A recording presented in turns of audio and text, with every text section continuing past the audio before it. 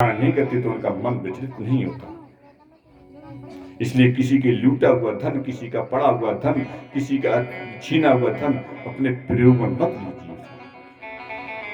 एक सम्राट चक्रवर्ती राजा नहीं झेल पाया, धर्मात्मा राजा जो भगवान का, प्रभु का अनन्य भक्त था, जिसके प्राणों की रक्षा करने के लिए भगवान खुद जमीन पर आए और गर्भ में बने रहे। अरे बाहर तो जब सबकी रक्षा करते हैं, पर वो तो गर्भ में अंदर रहकर के रक्षा की भगवान ने। अरे नरे काहे पे करत गुमान, और कोई नहीं हमारे रहेगा दुनिया में। अरे नरे काहे पे करत गुमान, कोई नहीं हमारे रहेगा दुनिया में। काहे को करत गुमानी, कोई नहीं हमारे भयो दुनिया में। अरे अरे काहे को करत गुमानी, कोई नहीं हमारे रहेगा दुनिया में। अरे नरी काहे पे करत गुमानी, कोई नहीं हमारे भयो दुनिया में।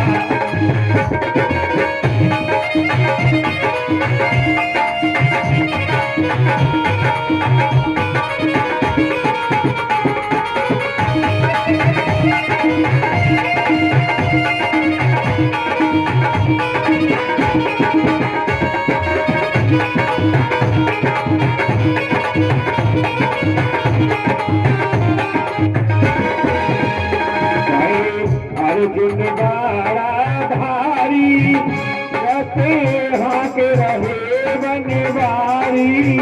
भाई अर्जुन बाड़ा धारी, रथ हाथ रहे गिरधारी। भाई अर्जुन बाड़ा धारी, रते हाथ रहे गिरधारी। भाई अर्जुन बाड़ा धारी, रथ हाथ रहे बनवारी। जिनके खाली गए ठेदार, नहीं अमर रहेगा दुनिया में। जिनके खाली गए ठेदार। बोल सच्चे दरबार की जय हो। परीक्षित को सर्प ने डस लिया और डसते ही भस्म हो गई। भस्म होने के बाद उनकी राख की ढेरी बन गई। अब तो कृपाचार्य अन्य सभी लोगों ने उनको ढेरी को लेकर के उनके पुत्र जन्मेजय, इनकी उम्र कितनी थी? सिर्फ 5 वर्ष। उनके माध्यम से उनके सभी संस्कार किए। अंतिम संस्कार करने के पश्चात गद्दी में बिठाया, राजा तो बना दिए, छोटे थे। उसमें गुरु और मंत्री बहुत ईमानदार होते थे। राजा पर समस्या आती थी तो मंत्री और गुरु वही संभालते थे। जब तक जन्मेजय युवा नहीं हुए तब तक इन लोगों ने ही नाम के लिए जन्मेजय राजा थे, बस काम गुरुओं ने किया और मंत्रियों ने। जब बड़े होते हैं तो उनकी विवाह शिक्षा बड़ा फूक फूक कराई। उनकी कृपाचार्य ने सारी शिक्षाएं सिखाई हैं, धनुष विद्या, बल विद्या, मल्ल युद्ध, सब कुछ सिखा करके उन्हें योग्य बना दिया। बहुत यज्ञ हुई। अब विवाह की तैयारियां होती हैं तो काशी नरेश की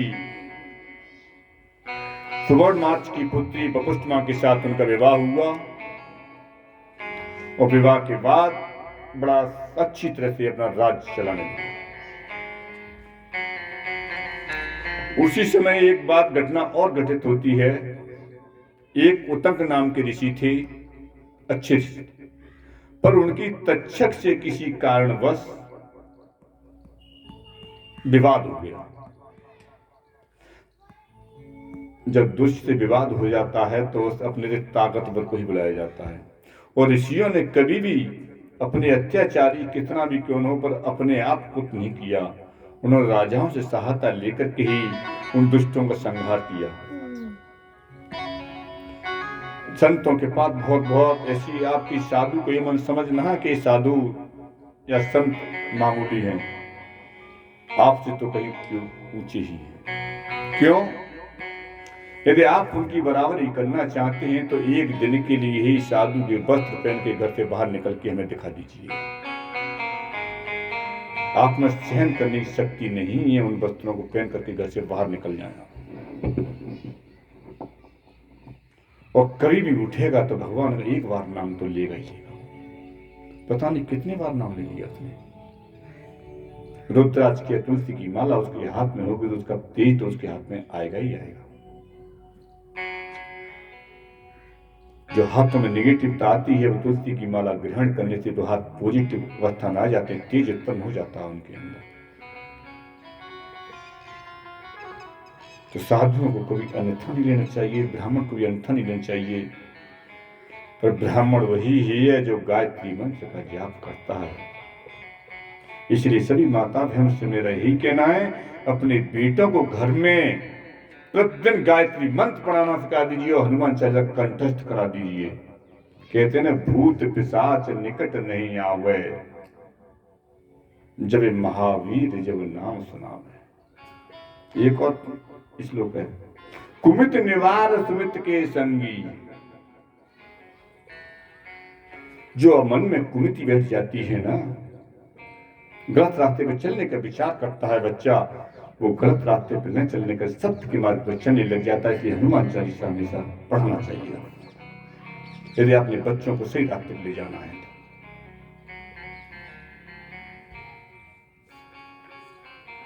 जन्मेजय तो अच्छी थी, तो उसमें उतंग नाम के मुनि थे। उनको तक्षक बहुत परेशान करता था।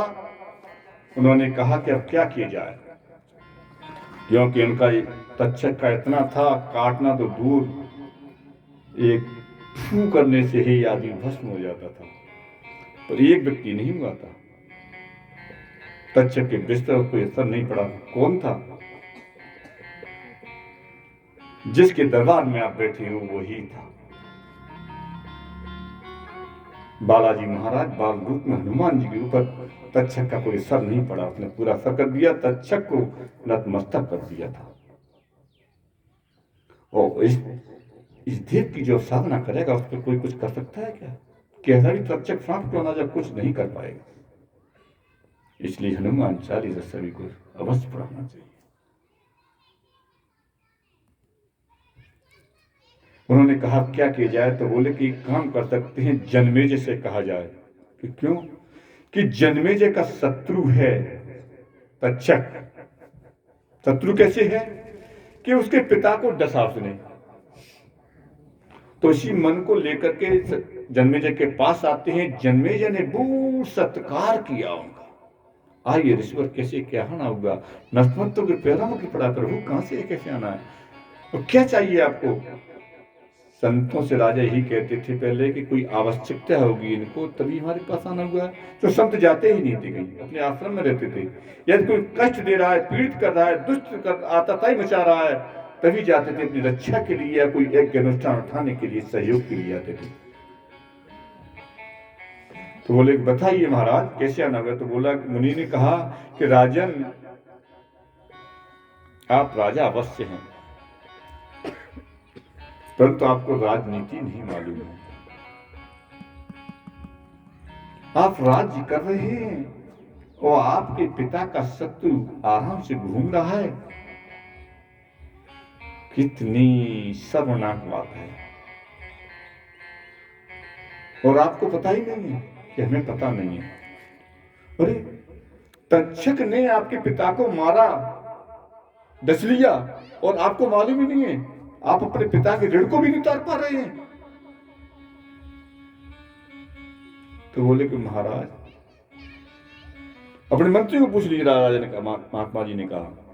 मंत्री ने कहा कि हाँ, तक्षक ने डसा तो था, परंतु उसमें एक ब्राह्मण का श्राप था उसे पूर्ण करने के लिए, कि ठीक ब्राह्मण का श्राप था, पूर्ण करने के लिए डसता, पर उसने कश्यप नाम के ब्राह्मण को वापस क्यों किया? वो जिंदा कर देता। उसने जिस बच्चे को भस्म किया उसे हरा भरा बना दिया, उसमें इतनी योग्यता थी। राजा के मन में बात बैठ गई कि बात तो सही है, दस्ता तो दस देता। और बोले तुम्हारे पिता की गति नहीं हुई है, अधोगति पड़े हुए हैं, तड़प रहे हैं वो, उनकी गति कीजिए। तो बोले कैसे? कि पहले अपने शत्रु को मारिए पहले, तब उनकी आत्मा को शांति होगी। जब तक शत्रु जीवित रहेगा तब तो उन्हें आत्मा को शांति कहां होगी उनको? बात तो सही है, पिताजी का कल्याण करना है, मुक्ति करनी है। तो उनके आधार पर कहने पर उत्तंग ऋषि के कहने पर जन्मेजय ने एक सर्प यज्ञ का आयोजन किया। जैसे सर्प यज्ञ होना चालू होता है, उत्तंग ऋषि ही उसके मुख यज्ञाचार्य हुए। बोले, उन्होंने कहा कि अन्य कोई महात्मा आ गया तो शायद डरते तक्षक के नाग के डरने से आहुति में परहेज कर देगा, भाई तो मैं ही करूंगा उसको। अब तो सर्पों के नाम से आहुतियां स्वाहा स्वाहा चलती जा रही है। आकाश मार्ग में सर्प आते चले जा रहे हैं, उस कुंड में गिरते चले जा रहे हैं। ये नहीं दिख रहा है आकाश में सूर्य कहाँ है, पूरा आकाश मंडल काला ही काला हो गया, सर्प उसमें भस्म होते चले जा रहे हैं। तक्षक घबरा गए, ये क्या हुआ? तक्षक पहुंचता है कहां? इंद्र के पास। इंद्र राजा थे तो उन्होंने कहा कि राजन हमें बताइए, इंद्र राजा ही नहीं तक्षक के मित्र भी थे, वास्तविक बहुत अच्छे मित्र थे इंद्र के वो तक्षक के। तक्षक इंद्र की बात को बहुत मानता था। जो आज लाल किला दिल्ली का है वो तक्षक का ही किला था, और इंद्र के कहने पर ही उन्होंने पांडवों को तक्षक ने दिया था, जिसे खांडव वन बोलते थे। इंद्र के पास गए तो इंद्र ने कहा कि अच्छा मेरे सिंहासन के नीचे बैठ जाइए, यहां नहीं आ पाएगा। उत्तंग ने देखा कि तक्षक कहां गया, तो वो इंद्र के सिंहासन नीचे बैठा है। उन्होंने तक्षक की आहुति दे दी, इंद्राय तक्षक माय नमः स्वाहा। इंद्र को तक्षक को दोनों की आहुति दे दी। इंद्र का सिंहासन हिलने लगा, डोलने लगा। इंद्र ने बोला कि भाई निकल निकल जल्दी निकल, जब अपने प्राणों पे आती है तो कहते तो निकल, तो पहले बाहर निकल पहले, तो उसके बाद बताऊंगा तुझे। तो बोले क्या? अब तुम जो है अपने वंशज अपने भांजे के पास जाइए, वो ही आपको बचाएंगे। कौन है मेरे भांजे के? आस्तिक ऋषि हैं। अब आस्तिक ऋषि तक्षक के भांजे कैसे हुए? बात यहां आती है। कथा बहुत अच्छी है ये। तो उन्होंने कहा कि बात तो ठीक है। तो पहले वो जाते हैं आस्तिक ऋषि के पास। आस्तिक ऋषि से कहते हैं भांजे भांजे अपने बचा, और पुत्र का अधिकार होता है, ये अपने पितृ पक्ष के लिए सोचता है, अपने पिता के लिए सोचता है, उसने माता के लिए सोचता है। कहते हैं 7 पीढ़ी पुत्र कल्याण करता है, 7 पीढ़ियों को नरक में ले जाता है। यदि अधर्म करेगा तो 7 पीढ़ियां नरक में जाती हैं, और धर्म करता है तो 7 पीढ़ियां तैयार तर जाती हैं। तो बोले पितृमात पक्ष की सोचिए। तो बोले कि हम तुम्हारे मामा हैं, हमको उत्तम ऋषि एक कर रहे हैं जन्मेजय का, उसमें हमको आहुति दे रहे हैं, पहले हमें बचाइए आप। जाकर के आस्तिक मुनि आते हैं और कहते हैं राजन रोक दो, यज्ञ को यहीं विराम दे दीजिए। और जैसे एक महात्मा कोई आ जाए और कहते तो रोक दीजिए, तो ब्राह्मण भी रुक जाएगा, क्योंकि रोक रहा है कहीं पर वहां कोई कल्याण की बात है, कोई अहित नहीं होने देगा महात्मा कभी। संत कभी यज्ञ को रोकेगा नहीं, रोकेगा तो कहीं अहित हो रहा हो वहीं रोकेगा।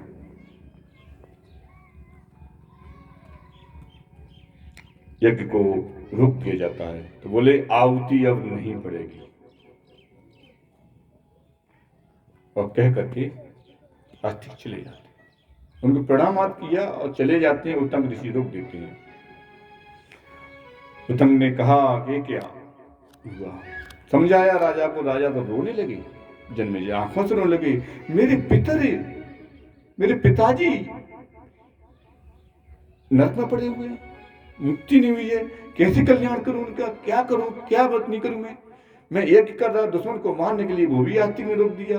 राज बताया नहीं कुछ, चले गए। अब किसके पास जाऊं? तब उन्होंने अपने पितामह, कौन, पिताओं के पिता, पिताओं के भी पिता, पिताओं के पिता कौन, व्यास जी को आमंत्रित किया, आह्वान किया। व्यास जी आते हैं, उनसे कहते हैं तो बोलेंगे राजन ये बात ठीक है कि तुम्हारे पिता की मुक्ति भी नहीं हो पाई है। वो क्यों? जबकि भागवत के अनुसार, भागवत महापुराण के अनुसार सुखदेव जी के द्वारा परीक्षित ने भागवत को सुना था, बहुत अच्छी बात सुना था, पर सुनने के पश्चात जब मृत्यु का समय आ गया था तब अपनी सारी व्यवस्थाएं बनाने के लिए मृत्यु से डर के 7वीं मंजिल पर एक कांच के महल में पहुंच गए थे। उनको विश्वास नहीं हुआ था वहां पर कि मेरी मुक्ति हो जाएगी। यदि वो कहते कुछ नहीं होगा, सांप डसे ढस जाए, मुझे मृत्यु से डर नहीं है, उनको मृत्यु से डर था इसलिए ऊपर चले गए, इसलिए वो फलदायी नहीं हुआ, विश्वास नहीं हुआ। चाहे आप कितना भी पुण्य कर्म कीजिए, आपको विश्वास नहीं होगा तो वो आपको फलदायी नहीं। दूसरा, आग में जलकर मरने से, पानी में डूबकर मरने से, सर पे काटने से मरने से जिनकी मृत्यु होती है वो मुक्त नहीं होते, वो अधोगति को जाते हैं। जो जहर को खाने से तो मुक्ति कहां हुई, अधोगति में गए वो जो सर्प ने काटा था। अब तो और व्यास जी के चरणों में पढ़कर बोले कि अब मैं क्या करूं, मुझे बताइए। तब उन्होंने कहते हैं कि राजन आपको अब ये जो यज्ञ किया है, ये आपने यज्ञ सही नहीं किया, तामस यज्ञ था। ये किसी कामना शत्रुओं का संहार करने के लिए किया था, अपना हित नहीं दूसरे का अहित के लिए आपने कार्य किया था, इसलिए फलदायी नहीं, इसलिए आपको कष्ट मिल रहा है। आपको किसी का हित अहित न हो, इस कार्य को कीजिए, वो फलदायी होता है। तब उनसे बोले क्या करें हम, बताइए। इसके लिए अब आप अम्बा यज्ञ कीजिएगा, यज्ञ अम्बा यज्ञ कीजिए और पूर्ण विधान के साथ कीजिए। पूजा विधिं च मंत्राश्च होमा द्रव्यम संशयम ब्राह्मणा कति संख्याच दक्षिणाश्च पुनः। उस यज्ञ की पूजा विधि, मंत्र, होम, द्रव्य, ब्राह्मण और दक्षिणा आदि के बारे में निसंकोच बताइए राजन, कैसे क्या होगा, कैसे करना चाहिए। तब व्यास जी कहते हैं, अभी जो बताया था ना कि महात्मा के अन्न का असर करना पड़ा था, अब हम व्यास जी भी कहते हैं द्रव्य शुद्धि, क्रिया शुद्धि, मंत्र शुद्ध भूमिपा। द्रव्य शुद्ध होना चाहिए, क्रिया शुद्ध होनी चाहिए और मंत्र शुद्धि होनी चाहिए, उसके साथ भूमि भी शुद्ध होनी चाहिए। भवे तद्यतता पूर्णम फल भवत नान्य था। ये सब चीज शुद्ध होगी तो फल पूर्ण रूप से आपको मिलेगा, उससे कोई प्राप्ति होगी, आपको कोई टाल नहीं सकता है। इसी से गलत तरीके से कमाए हुए धन से कोई धर्म कार्य या कुछ नहीं करना चाहिए। पुण्य कार्य करने के लिए शुद्ध धन का प्रयोग ही करनी चाहिए, गलत कार्य नहीं करना चाहिए। बोले ठीक है, करते हैं यज्ञ को, यज्ञ करवाते हैं। यज्ञ करने की तैयारियां हो जाती हैं उनकी, ब्राह्मणों को बुलाया जाता है और जब कहीं ब्राह्मण आए, कार्य करें पूर्व विधान के साथ और उनको द्रव्य दक्षिणा न दी जाए, वो सफल नहीं हो सकता है। और जिस स्थान पर करके जाएं, वो यज्ञ के माध्यम से स्थान तो सफल होता है, परंतु ब्राह्मण संतुष्ट नहीं हुए तो कोप के भाग विदार हो जाते हैं और वो गांव के गांव नष्ट तक हो जाते हैं। कराने वाला तो अधोगति को जाना ही है, वो तो पता नहीं उसकी कितनी पीढ़ियां नष्ट हो जाएंगी, परंतु जो सहयोग देने के लिए सभी लोगों को हम पर आना चाहिए और करना चाहिए। धर्म के कार्यों में कहीं भी हो रहा हो, जिस तरह का सहयोग बने वो सहयोग देने के लिए बीच खेत पहुंच जाना चाहिए, क्योंकि नृत्य लोक का देवता ब्राह्मण है, इसीलिए कहते हैं ब्राह्मण देवता, और किसी को देवता नहीं बोला जाता है। तो मृत्यु लोक में कुछ प्राप्त करना है तो ब्राह्मण से ही प्राप्त किया जा सकता है, संत भगवान से ही प्राप्त किया जा सकता है, और किसी के माध्यम से नहीं किया जा सकता है। ब्राह्मण हमेशा सत्य मार्ग पर ले जाने वाला होता है, सत्य मार्ग पर ही ले जाता है। संत महात्मा असत्य के रास्ते पर कभी नहीं चलने देगा, त्याग कर देगा, परंतु असत्य के मार्ग पर नहीं ले जाएगा। यदि आप नहीं मानोगे तो कह देंगे तेरी इच्छा वो कर जा। अच्छी तरह से को यज्ञ संपन्न हो कराया जाता है।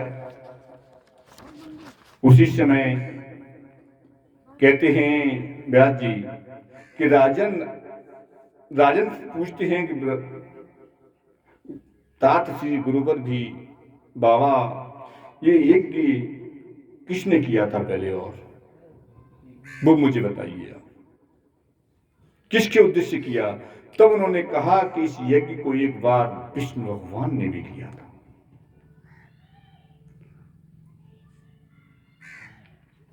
सृष्टि की रचना करते समय विष्णु भगवान ने भी किया था, तभी उनके पास शक्तियां आई। शक्ति प्राप्त करने के लिए शक्ति यज्ञ करना पड़ेगा। शक्ति कौन है? भगवती अम्बिका। इसलिए एक थोड़ा सा भजन हो जाए यहाँ पर भगवती का। कोई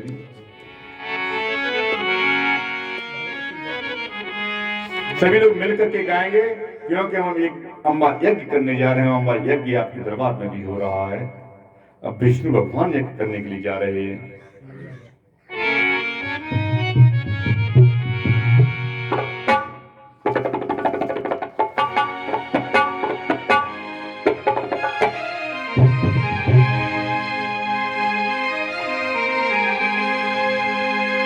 दरबार तेरा दरबारों में एक खास अहमियत रखता है, और जिसको जो सामने जाता है जो जैसी नीयत रखता है, और तेरा करते हकीकत में। सभी माँ से बंधन कर रही है और माँ से कह रही है माँ तेरा करते हकीकत में, और दुखियों का सहारा है, और दरबार में मैया के लाखों का दिलारा है।